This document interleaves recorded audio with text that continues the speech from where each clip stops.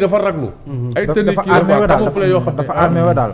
dafa armé dafa raglu quoi xam nga genre seen mbubb yi bu ñu ko solee rek gars yi dañuy garaaw xam nga souvent. mais dama bëggoon a yokk ci sëñ Thier dagguma la sax dama bëgg a yokk ci benn affaire. Le nouveau ce n'est pas le nouveau président de l'Assemblée nationale, comment il s'appelle encore? Docteur Amadou Mame Diop. Amadou Mame Diop. Ce n'est pas Amadou Mame Diop qui a gagné, hein. Wow. C'est Mimi qui a perdu en réalité. Voilà, c'est ça. C'est pas Mame Diop qui a gagné, mais c'est Mimi qui a perdu. Xam nga si nan ci nan Mbaye Dièye Faye dafay wax jamais 203. Jamais 203. Mimi li ko dal mooy jamais 203. dañu ñëw 2014. mu nekkoon ku sawar ci xeex bi. gars yi ba ñu gañee ñu jël ko tege ko boor. ñu ñëw 2017 daanaka moom moo doon alter ego opposition bi à l'époque c'était Idrissa Seck. moom moo doon jox le retour à Idrissa Seck. bi gars yi fale ñu jël ko def ko au frigo. ñu ñëw 2020 daanaka il était le répondant de Sonko. ñu gagné gis nga tey ni ñu ko def. kon donc Mbaye Dièye Faye day wax dox na dëgg jamais 203. donc dal na ko ñaari yoon. bii mooy ñetteelu yoon te bu la neexee nga jàpp ni le premier pas de la radicalisation de Mimi est acté aujourd'hui. maanaam li gars yi naan tànki kanam rek la am sa radicalité. La rupture est actée. waaw est actée maintenant nag il reste le chemin à faire. mais entre moom Macky Sall lii du kii ba pare deuxièmement lii ça va coûter très cher au président Macky Sall xam nga lu tax parce que derrière Mimi il y a tout le mouvement féministe qui est derrière. Surtout les intellectuels les anciennes femmes de gauche et cetera. ñooñu danañ ko ci jàppal benn affaire. maintenant beneen bi mu bëgg a def mooy l'intercoalition a trahi la cause de ceux qui ont voté pour eux laaj ma lu tax. voilà. D'abord intercoalition noonu la ñu tuddoon. waaw. Yewwi Wallu au-delà de l'intelligence politique. Il y avait un fait factuel boo xam ni nit ñu bari intégré wuñu ko. En réalité gaawu PDS yi bi ñuy def seeni investiture. ci seen leaders les plus en vue les identités remarquables les plus en vue koo ci ni demal liste départementale dafa doon bañ. ne moom liste nationale lay dem. donc ñoom il n'avait plus benn personnalité de premier rang bu mën a xeex sur le départemental. C'est comme ça qu'ils ont transformé une situation désespérée en une opportunité enviable. donc ñu génnee intelligence kii mu fekk ñële tamit camp Sonko soxla renforcer wu. léegi nag ñoom dañu jaay askan bi intercoalition dañu jaay askan bi benn cause. et il m'a semblé que askan bi daf ko jënd. mooy leur unité organique bi ñu defoon. ba ñëw ba nekk presque 80 et quelques députés. ñu ñëw ba ci fii ñu féewaloo. te askan bi ci seen unité organique la leen jàppee woon. donc dafa mel ni intercoalition tey dañoo def yi fi gangster. xam nga gangster lu muy def. c'est-à-dire que bu ñu waree ànd rëbbi dañuy juboo ci lépp mais su ñu demee ba braquer banque bi ba yor keesu xaalis bi. bu ñu ñëwee nag dañuy reyante suñu biir. tey intercoalition loolu la def dafa dem rëbbandoo en meute askan bi jàppale leen ñu ñëw ba fii ils ont un peu trahi la cause parce que quelles qu'en soient les contradictions il était de leur devoir impérieux de trouver un consensus en une candidature unique. peut-être tel foo loolu mooy dem ni askan bi mën na leen ko bañ a baal. parce que peut-être comme ni ko Thierno waxee su ñu amoon candidature unique même ñee bu ñu amee candidature unique mën na nekk un jeu épique mais le fait que ñoom amuñu candidature unique loolu tamit dafay wane li coow la ça veut dire que ils ont fait exprès pour jaxase carte gi pour se victimiser alors que en réalité c'est de leur incapacité à faire une unité organique comme ni ñu ko defoon ba gagner ba war a ñëw séddoo maanaam tey jàpp naa ni élection ya campagne ba moo doon rëbbi ba tey nag mooy séddale ba séddoo bi léegi nag ñoom ils pour leur intérêt surtout personnel de leur propre coalition à eux de leur propre parti moom la ñu jëndee espérance su askan bi leen voteel ñoom boo xam ne li ñu doon xaar ci ñoom mooy rupture kon donc tey jii intercoalition moom tamit na la leer ni ils ont semé à partir d'aujourd'hui les graines de leur propre division. d'accord balaa ñuy ñëwaat si avenir Yewwi Wallu nangam bëggoon naa ñu taxaw tuuti si soxna Aminata Touré. waaw sànq Thierno Diop dafa wax lu am solo mu mel ni kon waa Benno Amadou Mame Diop surprise la nekk si ñoom. man sax ma toll si ne amaana Aminata Touré bu xamoon ne Amadou Mame Diop la ñuy tabb. du ñëw assemblée nationale parce que li si topp moom moo ma tax a wax loolu. kon moom son avenir sa réaction. nan lañ ko mën a jàngatee parce que dafa dem balaa mbir mi di am. ak tam son avenir. waaw moom soxna Mimi Touré daanaka bu ngeen ko fàttalikoo. amoon na benn grand frère du premier ministre Boun Abdallah Dionne. mi ngi tuddoon Socé Dione. Cheikh Diop Dione. waaw Cheikh Diop Dione bu ngeen ko fàttalikoo.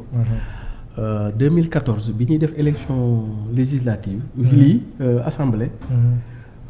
Parti APR Benno Bokk Yaakaar dañu amoon benn candidat mooy Moustapha Niasse yéen a koy fàttaliku. bi ñëwee ba ci salle bi Cheikh Diop Dione yëkkati loxoom ne moom candidat la à la surprise générale. d'ailleurs bañ ca defee élection sax 11 ñu ko voteel. mu nekkoon surprise générale bu grave. en réalité derrière ça Aminata Touré Mimi. à l'époque moom moo nekkoon derrière loolu. parce que dafa bëggoon a am base politique. fi mu njëkkoon choisir comme base politique c'était Gossas. mais c'était à coup sûr que benn poulain remporté présidence assemblée parce que Moustapha Niasse APR bi ñëwee def coup de forcing bi d'ailleurs sax leur divergence fondamentale foofu lay commencer. bi ñëwee def forcing bi malheureusement waa ji la génn Moustapha Niasse gagné. donc ci la Mimi Touré bàyyi léegi option Gossas pour en faire une base politique ci la ko defee léegi ay Dakar. Grand Yoff après ci la jógee Grand Yoff dem Kaolack oui. donc première grille d'analyse. Deuxième bii su fekkee bële dafa bëggoon a teg benn booyam disons-le comme ça. bii nag moom amoon na chance moom demal boppam. li Wolof Njaay naan yóbbante baax na waaye demal sa bopp da ciy gën. te mu toggoon lépp ba mu ñor ba nga xam ni. fi mu toll nii pour que président Macky Sall layal lan moo tax joxul Aminata Touré Assemblée nationale lenn rek la mën a doon à mon avis mooy Mimi Touré mii wóoluwuma ko. lu tax wóoluwuma ko mooy damaa bëgg a def loo xam ni moom fondamentalement d'accord ci mooy lan 3e candidature. te kii su ma ko joxee lii fii ak juróomi at mënuluma ko dara. mënuma koo dàq fa mu yër mu ne ba pare deuxièmement su ma ko joxee lii député yii chaque jour mu gis leen mën naa wax ak ñoom chaque jour te man député yi mënuma leen a gis chaque jour. sans compter xaalis bi muy toogaaleeg yooyu. kon donc man balaa opposition bi wala balaa Sonko naan doo candidat sax. contradiction bi sama propre camp lay jógee. te bu ko président assemblée kii bi mën na ma sonal sans compter yenn mën na fa sax initier ñu voter benn révision constitutionnelle mën nañ ko sax initier. togg ko kon donc. surtout bu ñu xoolee doole opposition bi am assemblée. léegi loolu loo ciy jàngat mooy ba tey jii xaw ma ëllëg lu muy demee de ba tey jii l'enseignement principal de la défenestration de Mimi mooy le président est dans la logique d'être candidat en 2024. ça veut dire que lii. dafa am lu muy wundu parce que bu fekkoon président amul benn enjeu pour 2024 kon lii naturellement ça devait revenir à Mimi parce que nag ay la yéwén moo ko xeex comprendre gis nga gars yu bëri seen parti daanaka jàppale wuñ ko ci xeex. jigéen la dem xeex ba gagné même bu fekkee benn voix la leen gagné sax mais xeex na ba gagné kon donc bu ñuy tappal médaille kon moom nañ ko war a tappal. bu ñuy wax jàmbaar moom mooy général bi kon moo war a jiitu ca kanam. bu ñuy décorer moom nañu war a décorer kon donc lenn rek moo mën a tax ñu dem mooy kon waa ji da koy gêner te boo xoolee président Macky Sall élément bi la koy woon mooy ki mu tànn ki mu jëndee Mimi looloo jar naa laaj le profil bi mu jëndee Mimi.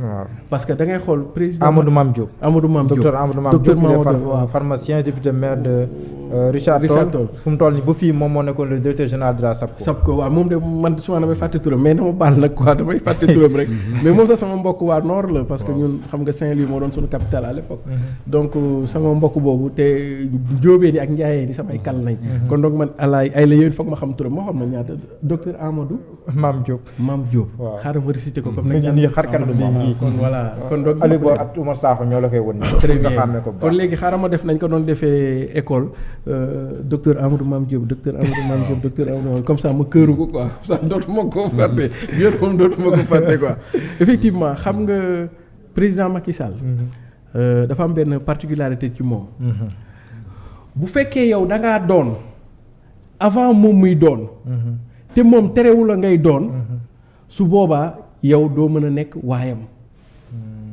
masalan Mimi Touré dafa doon avant président Macky Sall di doon parce que Mimi Touré fonctionnaire international la woon te Mimi Touré lu mu doon maxul sa Macky Sall taxul mu doon ndax bu ko Macky Sall bàyyee fële day continuer di doon moom li mu doon kon donc kooku président Macky Sall du am poigne bu bari ci moom comprendre Amadou Ba exemple dama joxe ay misaal rek dafa doon li mu doon avant Macky di ko doon loo moom li mu doon te bu dul Macky day continuer di doon moom li mu doon comprendre Aly Ngouille Ndiaye dafa doon li mu doon avant Macky di ko def mu doon moom li mu doon te bu dul Macky day continuer di doon li mu doon parce que élection yi passé dafa gagné sax fële ba pare moom depuis Abdou Diouf depuis Ablaye Wade la dugg ci dafa am base politique moom mooy borom Linguère est-ce que comprendre léegi nag Macky boo ko xoolee ci profilage am ñi mu dégagé par exemple les Mary